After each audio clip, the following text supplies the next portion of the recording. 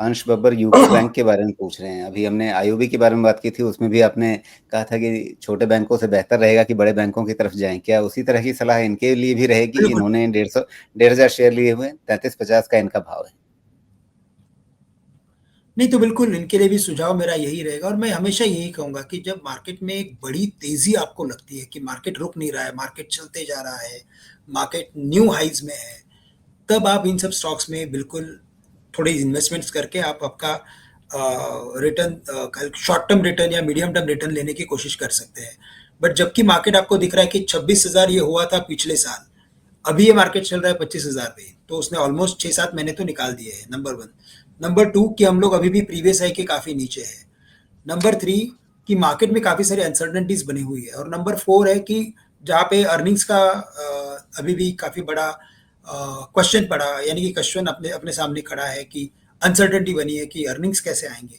तो ऐसे केस में आपको क्या करना चाहिए कि लार्ज कैप की तरफ ज़्यादा आपका कल होना चाहिए as compare to mid cap and small cap companies. तो अगर आपको इन्वेस्ट करना है तो मैं यही कहूँगा कि कैनरा बैंक जैसे स्टॉक में या स्टेट बैंक जैसे स्टॉक में आप निवेश करके चल सकते हैं। जी। वैसे शायद यहाँ पर ये सोच रहे हैं कि काफ़ी ऊँचे से अगर बिल्कुल टॉप छोड़ भी दें 70 का तो भी हम्म। इसने 60-62 के आसपास काफ़ी समय निकाला था।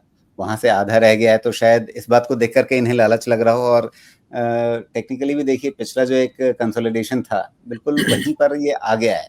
तो शायद डाउनसाइड प्रोटेक्शन नज़र आ रहा हो उन्हें। देखिए पॉसिबिलिटी है, देखिए चार्ट एक ऐसे चीज़ है कि जिसमें हर एक का अपना अपना परसेप्शन होता है। जो चार्ट मुझे बुलिश लगता है वो किसी को बेरिश लगता है उसी वक्त। तो ये तो एक बड़ी मैं कहूँगा कि ट्रेजेडी है या तो जो भी है। लेकिन जी, ये बिल्कुल जो उनका आकलन है तो शायद जो आपने आकलन किया है वो बिल्कुल सही है कि ये स्टॉक काफ़ी गिरा हुआ है तो ओवरसोल्ड हो चुका है, नंबर वन। नंबर टू अपने पोलैरिटी लेवल पे आ चुका है क्योंकि previous lows previous support in levels के आसपास के ही थे। तो पॉसिबिलिटी है मोस्ट ऑफ द टाइम हम बाउंस बैक भी देखते हैं, लेकिन बाउंस बैक बनने जैसा अभी तक माहौल बन नहीं रहा है। तो जी, फॉलिंग नाइफ को पकड़ना मुझे लगता है कि काफ़ी रिस्की होता है।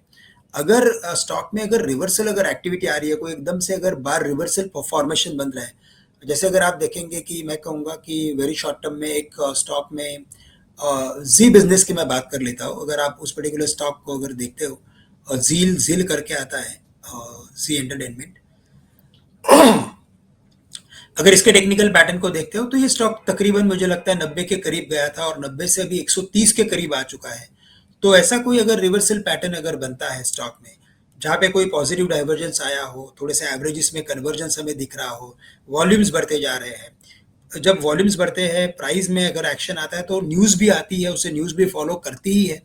और आपने देखा कि न्यूज़ फॉलो कर रही है धीरे धीरे इस पर्टिकुलर कंपनी को। तो फिर आप ऐसे स्टॉक में काफ़ी ऊपर से गिराए करके आप इन्वेस्टमेंट करके ही चल सकते हो। जी। तो मतलब ये कि अभी आज की तारीख में यहाँ पर बहुत तुरंत उत्साहित नहीं हुआ जा सकता है। ठीक है, सपोर्ट लेवल्स के पास है, लेकिन पलटने का बिल्कुल। संकेत अभी तक इसने नहीं दिया है यूको बैंक ने, इसलिए अभी यहाँ पर बहुत एक तेज़ी वाला नज़रिया तुरंत नहीं अपनाया जा सकता। जब सिग्नल बनेंगे तब देखा जाएगा।